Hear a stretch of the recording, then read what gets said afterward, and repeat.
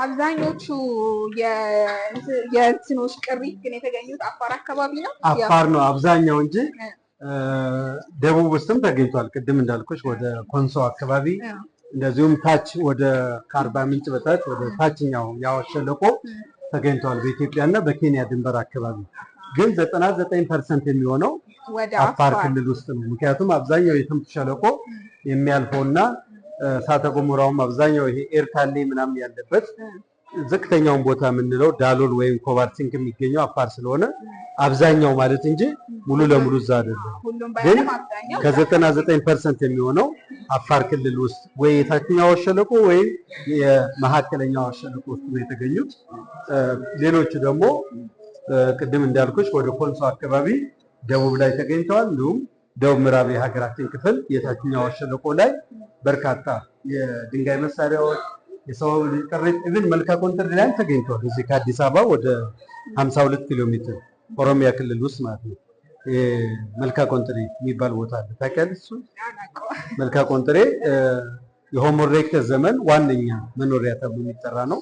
ስለዚህ እዛ ከ1.7 ሚሊዮን እስከ 1.72 ሚሊዮን አካባቢ ላይ የነበረ ዝርያ እዛ ይኖር እንደነበረ ጥናቱ አረጋግጠዋል ማለት ነው። ጥናቱ የሚያጠኑት የተለያዩ የውጭ ሀገር ዜጎች የተለያዩ ድርጅቶች ናቸው። ስለዚህ ፍቃድ ግን ከዚህ መስሪያ ቤት ነው የሚወስዱት። ምክንያቱም የኢትዮጵያ ቅርስ ባለስልጣን ነው ይህን ፍቃድ የሚሰጠው ቅርሶችን የማስጠናት ቅርሶችን ደግሞ በእንደዚህ በሙዚየም። ስለዚህ የትኛውም ተመራማሪ ሲመጣ ቪዛ ሟልቶ ተመራማሪ መሆኑን ከሚሰራበት ተቋም ወይም ድርጅት አንስፎ ይመጣል።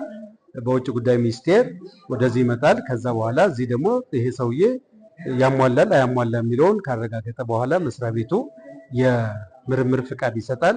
ያንን የተመራመረውን ነገር ወደዚህ መስሪያ ቤት ነው ይዘው ይመጣል።